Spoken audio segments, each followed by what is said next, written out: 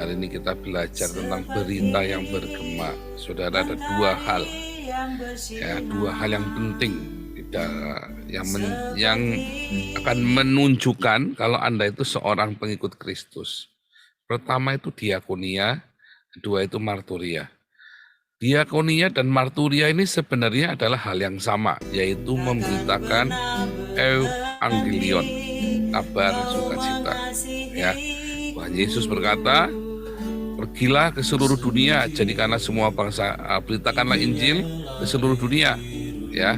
Tetapi di dalam Markus dikatakan, kalau tadi dalam Matius 28 ya, beritakanlah, pergilah ke seluruh dunia, jadikanlah semua bangsa muridku, ya.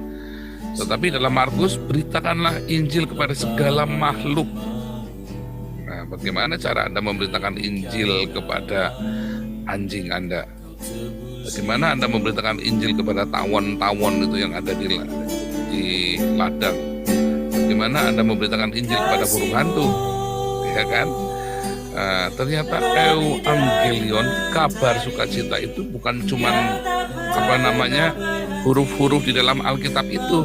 Evangelion itu juga ketika Anda menunjukkan, melakukan perintah Tuhan, ya, itu ketika Anda menjaga lingkungan hidup Anda, itu memberitakan Injil. Nah, ketika di Indonesia pendeta-pendeta khotbahnya berkat, kepahitan, ya, kepuluhan, persembahan sulung, maka di Eropa ini tahu khotbahnya apa? Environment, efek rumah kaca, bagaimana Anda lebih sehat naik sepeda daripada naik mobil, gunakanlah transportasi umum, itu dikhotbahkan di gereja. Ya, beda banget, wah. Sementara di Indonesia Anda berlomba-lomba pakai mobil mewah, di sini khotbahnya Anda berlomba-lomba untuk hidup sehat. Itulah memberitakan Injil kepada segala makhluk. Hari ini kita belajar tentang orang Kristen, ya, di Makedonia, saudara. Tapi kita dengar, ya, ternyata pemberitaan Injil di Makedonia itu begitu hebohnya, ya. Sampai hari ini Makedonia, sekalipun Islam begitu hebat menghajar wilayah Eropa, Eropa Barat, ya, Eropa Timur, ya. Eropa Timur kan digerus oleh Islam, bahkan Spanyol segala macam berusaha dihancurkan oleh Islam, tetapi mereka semua tersingkir semua, termasuk yang di Makedonia.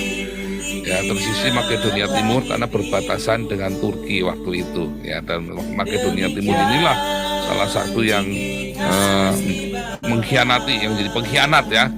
Gereja-gereja Makedonia ini salah satu gereja-gereja pengkhianat yang membuat Bizantin itu jatuh. Nah, Makedonia Timur dan diislamkan, ya. Namun Makedonia Barat sudah nggak bisa diislamkan. Sampai hari ini mereka beragama Kristen Ortodoks, ya, Ortodoks Timur. Nah, saudara, apa yang terjadi di Makedonia?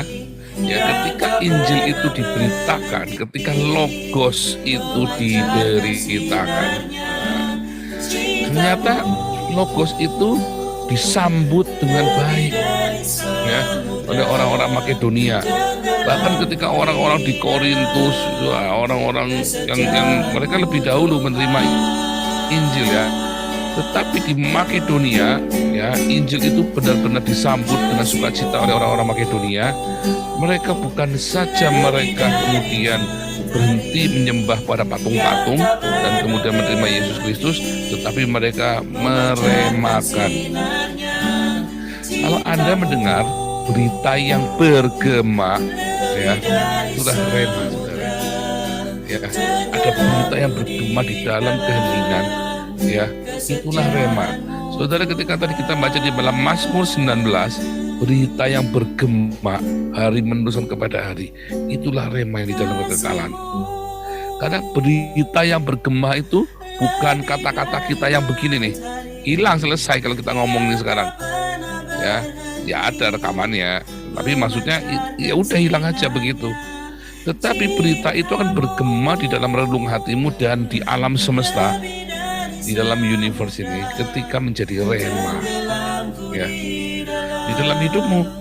Lalu ada orang yang melakukan rema itu, seperti orang-orang Makedonia ini. Mereka bukan saja mereka menerima Injil dan kemudian mereka dengan semangat memberitakannya kembali, marturia, tapi mereka juga berdiakonia. Nah, apa yang mau saya katakan adalah bahwa marturiamu, kesaksianmu dengan kata-katamu itu akan berhenti. Tetapi ketika marturiamu kamu jalankan bersama diakoniamu, itu akan menjadi berita yang baru. Makanya kalau Anda cari kata Makedonia ya, di dalam perjanjian baru banyak sekali saudara cerita. Dan semuanya itu cerita tentang bagaimana Injil diberitakan, disambut dengan baik, dan bagaimana orang-orang Makedonia ini bahkan merawat para rasul. Ya? Rasul-rasul ada di Yerusalem, mereka ada di Makedonia, jauh saudara. Tapi orang-orang Makedonia mengumpulkan uang untuk Yerusalem. Makedonia waktu itu bukan orang-orang kaya, saudara. Itu termasuk daerah orang miskin di daerah Makedonia itu saat itu. Ya, karena itu wilayahnya Alexander the Great kan, dihancurkan pertama kali sama orang Roma kan. Karena kan wilayah kejayaannya Yunani kan, menjadi musuh bebuyutannya Roma, itu dihancurkan oleh Roma. Si Yunani ini miskin sekali, dimiskinkan. Nah, Makedonia ini yang kemudian menggemahkan berita Injil itu, saudara. Meresponi Injil itu dengan luar biasa, bukan hanya di dalam kata-kata, tapi di dalam perbuatannya. Dan dikatakan mereka adalah sebagai penurut-penurut Kristus. Yang dalam bahasa ini artinya adalah yang menduplikasi Kristus. Mereka mengkopi Kristus hidupnya. Sehingga ketika kita berkata teladanilah aku seperti aku meneladanilah Kristus, Paulus berkata di dalam tentang gereja Makedonia ini tadi ya, kamu adalah penurut-penurut Kristus. Kamu hidupmu itu menduplikasi Kristus. Bagaimana Anda bisa menduplikasi Kristus? Saya ada ngomong-ngomong dengan orang-orang yang dari mesianik ya, banyak ya, wah anak harus ibadahnya hari Sabat ya, yang Kristus lakukan kita lakukan, termasuk sunat ya kan. Nah, bedanya kenapa kamu matinya nggak disalib ya? Artinya yang kamu ikuti itu yang huruf yang jasmania, yang seperti itu. Nah, pertanyaannya, Yesus tuh buang air besar apa enggak? Nah, tinggal kita baru tulis, saudara. Nah, lalu Anda buang air besar apa enggak? Nah, kan pertanyaan. Jadi bukan yang seperti itu yang dimaksud. Oh, saya mau seperti Yesus perginya hari Sabat. Apakah Yesus tiap hari Sabat pasti pergi ke sinagog? Belum tentu ya. Belum tentu loh. Karena berapa kali kita memergoki Yesus hari Sabat malah lagi di pasar menyembuhkan orang sakit, ya kan? Karena Dia Allah yang setia. Mari kita naikkan pujian sekali. Lalu kita memaksa supaya seperti Kristus ibadahnya hari Sabat. Bukan itu yang dimaksud menduplikasi Kristus. Orang banyak salah ya, menduplikasi Kristus itu seperti itu, bukan. Menduplikasi Kristus itu bukan dengan ritual-ritualnya, ya. Tetapi kita menduplikasi Kristus di dalam kasih-Nya, menduplikasinya di dalam teladan perbuatannya. Kalau Anda mau menduplikasi Kristus, ya Anda semua kudu disunat semua. Kalau mau cara begitu sunat semua, ya kan? Matinya kudu disalib semua, jangan kawin semua, jangan menikah. Nah, itu namanya kalau Anda memahami menduplikasi Kristus adalah dengan pergi ke ibadah hari Sabat, Anda hanya makan makanan kosher, ya, maka Anda seharusnya jangan menikah. Karena Yesus kan tidak menikah kan? Ya, Anda semua jangan menikah. Tapi kan gak seperti itu kan? Jadi orang akhirnya punya penafsiran sendiri-sendiri. Tetapi apakah yang dimaksud dengan menduplikasi Kristus, dengan kita ini adalah Kristus, kita ini meneladani Kristus. Bukan di dalam seperti itu. Kalau saya meneladani Pak HW, ya bukan berarti terus Pak HW cara makannya gimana sampai saya copycat persis begitu persis. Itu bukan begitu meneladaninya. Artinya di dalam apa? Di dalam mentalitasnya, di dalam moralitasnya, dalam prinsip-prinsip kehidupannya. Oh, Pak Hawe itu nulis pakai tangan kiri, saya juga ikut tangan kiri. Oh, itu saking meneladaninya. Sia-sia, biasanya gagal. Orang yang seperti itu biasanya akan hidupnya nggak baik. Orang meneladani Soekarno, dia pakai-pakainya, wah kayak Soekarno persis. Tapi mentalnya tetap kadrun. Banyak orang sok-sokan kayak Soekarno, saudara. Tetapi dia tidak Soekarnois. Dia tidak mengerti ideologinya Soekarno. Ya kan, banyak orang-orang sok-sokan, wah kamu ini menduplikasi Gus Dur. Kayak ngomongnya apanya mau ikut-ikut kayak Gus Dur. Tetapi hatinya nggak seperti Gus Dur. Nggak siap untuk rela berkorban, rela dicambukin, rela untuk tidak populer. Ya kan? Nah, Anda ngerti nggak dimaksud? Banyak orang ikut-ikut, sok-sokan kayak Gus Dur, sok-sokan kayak Soekarno. Mirip-mirip berpakaiannya semuanya kayak Soekarno. Tetapi dia tidak mengerti jiwa Pancasila yang dilahirkan oleh Soekarno. Dia tidak mengerti jiwa pluralisme yang dilahirkan oleh Gus Dur. Nah sama, banyak orang menduplikasi Kristus, pergi hari Sabat ke gereja, disunat, ya kan, dan bahkan tidak mau kawin beneran ya, kayak Romo-Romo Katolik kan nggak kawin beneran kan itu kan. Tetapi dia tidak menduplikasi, dia tidak, esensialnya itu dia nggak dapat apa? Ajaran Kristus. Nyatanya banyak Romo-Romo walaupun dia disunat, dia tetap hidup mewah. Lalu apa gunanya dengan hidup selibatnya itu? Ya kan? Jadi apakah hidup menduplikasi Kristusnya sehingga artinya Anda bermarturia dan berdiakonia. Berdiakonia itu Anda melayani meja seperti Tuhan Yesus. Murid-muridnya dia ikat pinggangnya, dia turun, dia jongkok, dia cuci kaki murid-muridnya. Yesus memberi makan 5.000 orang. Dalam hal seperti itu, masalahnya duplikasimu adalah duplikasi ritual, bukan duplikasi esensialnya, bukan makna di balik pelayanan Yesus, bukan hatinya Yesus yang kamu duplikasi, tapi Anda menduplikasi yang justru nggak perlu. Orang putih bikin gondrong, kumisan kayak Yesus. Ya memang Yesus kumisan. Dari mana Anda tahu Yesus kumisan jenggotan? Misalnya kan. Itu kan di sana di film-film. Tetapi Anda menduplikasi Yesus itu di dalam perbuatannya, hatinya yang diduplikasi. Ya, ketika Anda bermarturia, memberitakan, bersaksi tentang Yesus dengan perkataanmu, memperkenalkan nama Yesus Kristus Juru Selamat satu-satunya kepada orang-orang, tetapi Anda juga berdiakonia bersama-sama. Jadi ketika Anda bermarturia dan berdiakonia, maka firman Tuhan itu akan bergema. Ya, firman Tuhan itu akan bergema, bukan saja di dalam, bukan saja secara bergema di semesta ini, ya, tetapi akan bergema di hatimu. Bukan saja bergema di hatimu, tapi juga bergema di alam semesta ini. Sehingga Anda akan dikenal sebagai pengikut-pengikut Kristus, dan orang-orang akan melihat Kristus di dalammu. Jadi jangan Anda berdiakonia supaya orang itu buat ngiming-ngimingin orang supaya jadi Kristen. Salah. Ya, salah. Saya ingat Romo Van Lith yang di Muntilan ya. Kali ini saya nggak lupa namanya ya. Romo Van Lith ini dia meneruskan pekerjaan Romo yang pastor yang sebelumnya, pastor Katolik yang sebelumnya. Pastor sebelumnya itu ya demi mencari dana support dari Belanda, ya, maka dia selfie saudara. Dikumpulin orang, disuruh datang, dikasih sembako, disuruh datang di gereja, difoto semuanya, nih jumlahnya banyak nih.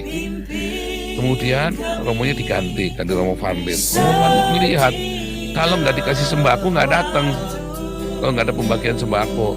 Terus Romo Vanit mengerti, berarti laporan yang sebelumnya itu semuanya itu ternyata adalah hoax. Banyak orang mau mengkristenkan, perintahnya nggak ada disuruh mengkristenkan, Anda nggak perlu mengkristenkan. Akhirnya apa yang dilakukan Romo Vanlit? Ya, dia mulai manggil anak-anak disuruh belajar. Lalu dia mulai bikin praktek dokter. Apakah Romo Vanlit saat itu memberitakan Injil? Terus kamu belajar tapi kamu kudu berdoa di dalam nama Bapa, Anak, dan Roh Kudus, amin. Enggak, saudara. Semua orang di Muntilan saat itu, penduduk desa itu sampai bingung. Romo, kok kita tidak disuruh ke gereja? Loh, kalau kamu percaya boleh datang. Kalau tidak percaya ngapain kamu ke gereja? Kalau kamu Islam ya kamu ke masjid saja. Kalau kamu percaya mau jadi Kristen boleh. Dan gak ada yang datang ke gereja saat itu. Tapi Romo Vanlit melakukannya dengan setia. Dia tetap berdiakonia, ya. Dan ada praktek-praktek dokter, dia bikin praktek kesehatan. Kita lakukan itu ya, Damaris ya, Damaris Pancasila kita melakukan itu. Tetap kasih makan. Kita ada praktek dokter, hari Sabtu kita buka nanti ya di Polsek Jagakarsa, ya Jakarta Selatan. Kita buka, kasih minyak goreng gratis, vaksinasi gratis. Tetap dengan konsisten Romo Vanlit melakukan itu saat itu, saudara. Dan apa yang terjadi, saudara? Tiba-tiba orang-orang ini dia melihat, oh kamu tidak seperti Romo yang sebelumnya, tipu-tipu. Yang ini beneran asli nih, tulus. Ya tidak apa-apa kalau kamu mau datang. Dan itu benar-benar terjadi, saudara. Mereka kemudian datang, tanya-tanya tentang Yesus, dan Romo Vanlit menjelaskan siapakah Yesus. Mereka percaya dengan penjelasannya Romo Vanlit karena mereka sudah melihat Romo Vanlit itu dengan tulus melayani. Dan akhirnya saudara tahu daerah Muntilan adalah daerah yang tidak bisa diislamkan lagi. Sama seperti daerah Makedonia. Sulit, padahal digempur oleh orang Islam. Ya, bisa Makedonia Timur jadi Islam ya. Tetapi daerah Makedonia ini menjadi daerah jadi basis benteng kekristenan menuju ke Eropa. Saudara lihat ya, orang-orang Eropa deal dengan orang Islam ya sejak 1400 tahun yang lalu. Sampai dengan hari ini Eropa tidak bisa diislamkan.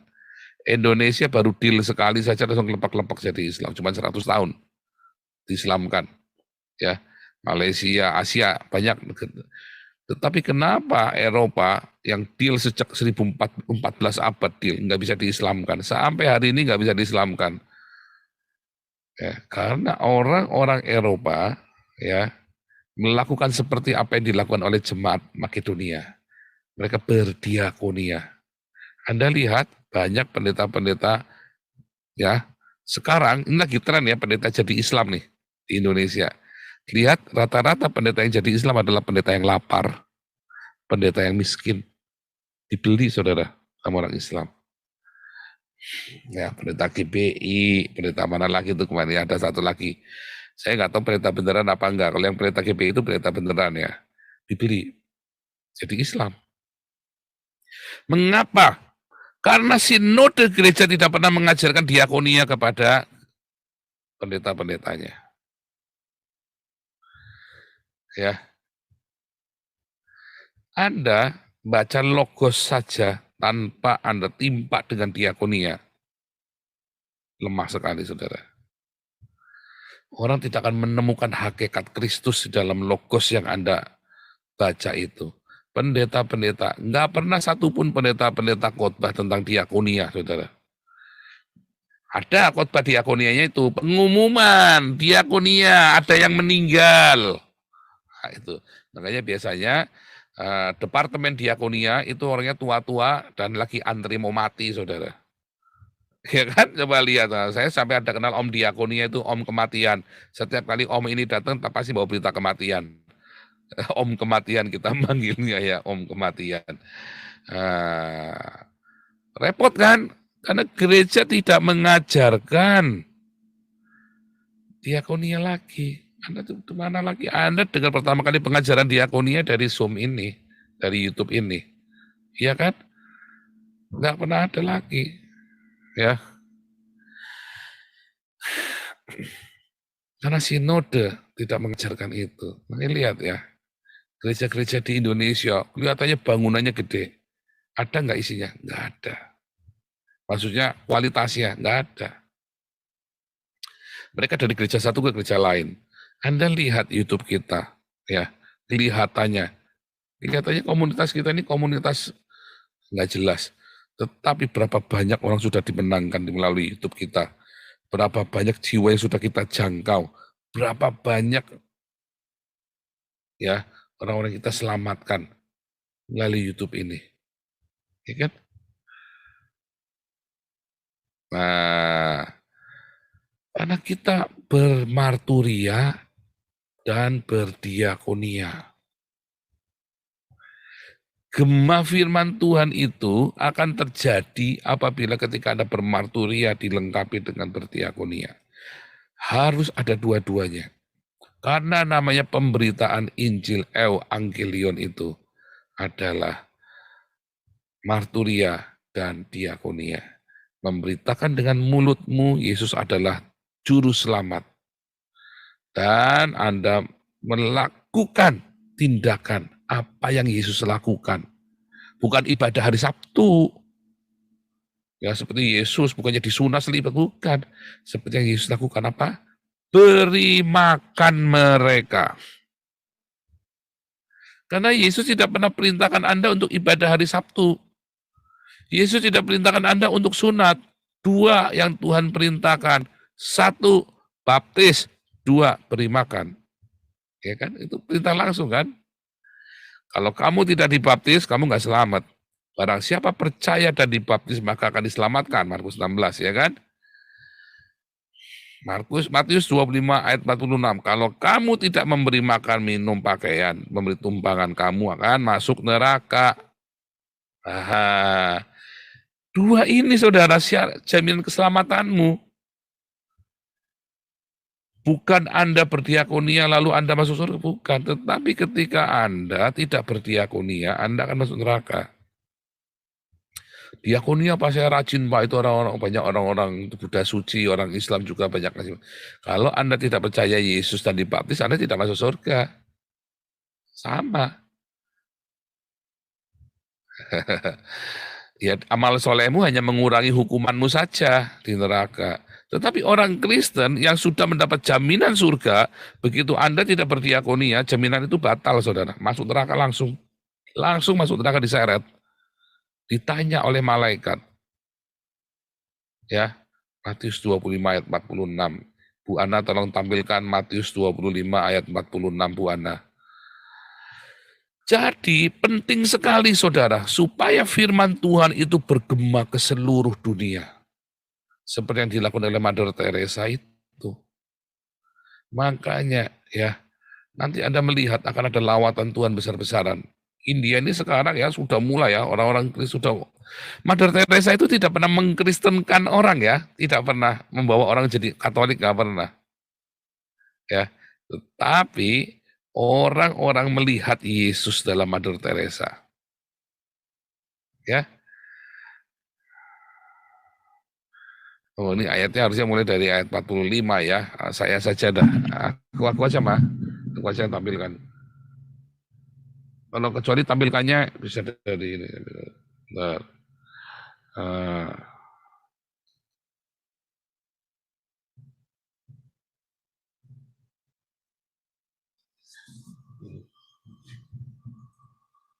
Bentar ya.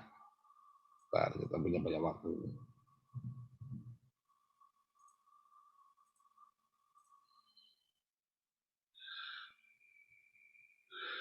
Iya. Saya tampilkan dulu ya wilayah Makedonia nih. Inilah Makedonia nih ya. Makedonia nih. Ada di ini. Nanti setelah tur Israel ini kita nanti tur ke ini ya, tur ke apa namanya? Yunani ya, kita tur khusus tentang khusus Yunani ya. Kita tur setelah Israel ini khusus Yunani kita belajar. Nah, ini Makedonia ini ya, Makedonia Barat dan Makedonia Timur. Ya, lihat ini Makedonia, ini berbatasan. Ini yang sudah diislamkan yang merah ini karena berbatasan dengan Istanbul, Bizantin itu kan. Itu yang dulu berkhianat itu loh. Yang berkhianat nggak mau mereka berpihak kepada orang-orang Islam itu ya, kepada sehingga Istanbul ini sehingga Bizantin ini jatuh. Itu Makedonia ya. Ini Yunaninya nih. Ini Athena. Ya, Korintus ini ada di sini nih, sebelah sini nih. Oke.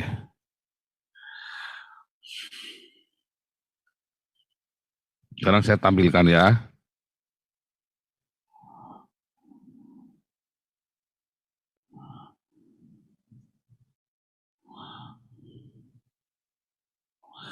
Lihat ya, ayat 44. Lalu mereka pun menjawab dia, katanya, Tuhan, bila manakah kami melihat engkau lapar atau haus atau sebagai orang asing atau telanjang atau sakit atau dalam penjara dan kami tidak melayani engkau. Maka ia akan menjawab kepada mereka, aku berkata kepadamu, sesungguhnya segala sesuatu yang tidak kamu lakukan untuk salah seorang yang paling hina ini, siapa yang paling hina dalam hidupmu? Kamu tidak melakukannya juga untuk aku. Dan mereka ini akan masuk ke tempat siksaan yang kekal. Tetapi orang benar ke dalam hidup yang kekal. Jadi kamu tidak kasih makan, ya tidak kasih minum, tidak kasih tumpangan, tidak kasih pakaian, tidak besok orang yang sakit di penjara, ya masuk neraka kamu. Ya, masuk neraka. Ya, Anda masuk neraka. Ya, makanya hati-hati saudara. Imanmu itu ya baru sempurna imanmu itu ketika kamu berdiakonia. Ya, karena itu yang akan menjadi gema. Ya, rema itulah. Rema yang bergema di dalam relung hatimu, rema yang bergema di dalam semesta. Sehingga keluargamu melihat. Jangan sepelekan diakonia, saudara. Jangan sepelekan. Ya, karena firman Tuhan itu kan menjadi manis. Semanis madu. Nggak cuma teori. Firman Tuhan tanpa diakonia. Saudara tahu nggak firman Tuhan tanpa diakonia seperti apa? Isinya apa? Jangan ini, jangan itu, jangan nonton TV. Wah, kamu ke gereja. Wah, harus begini, harus bahasa roh. Wah, Anda akan jadi orang yang aneh, saudara. Anda yang melakukan, ya Anda yang mendengar firman Tuhan dan Anda tidak mau berdiakonia, Anda akan jadi orang aneh. Ya, jadi orang fanatik. Ya, kayak kadrun-kadrun itu loh. Orang karismatik itu banyak yang begitu ya. Jangan ini, jangan itu. Oh, itu bajunya ada gambar naganya, enggak boleh itu. Oh, itu ada patungnya dari Bali, itu harus dibakar itu. Wah, itu ada gambarnya Kwan Kong. Oh, itu ada gambarnya Kwan Im, enggak boleh itu nanti kamu. Jadi kadrun kamu nanti. Tapi begitu kamu diakonia, itu kan cair. Nanti tiba-tiba cara berpikirmu bisa beda. Saya lihat ya pendoa-pendoa syafaat yang tidak berdiakonia, pikirannya aneh. Oh, pendoa syafaat enggak diakonia, bahkan dia dekat dengan Tuhan gundul peyang. Mana ada pendoa syafaat dekat dengan Tuhan. Kalau dia berdiakonia baru dia akan dekat dengan Tuhan. Banyak pendoa syafaat yang ngaku-ngaku pendoa syafaat, dia tidak berdia pelitnya minta ampun ya. Karena dia selalu begini, dia berharap ada orang ngasih sama dia. Ya, hati-hati ya.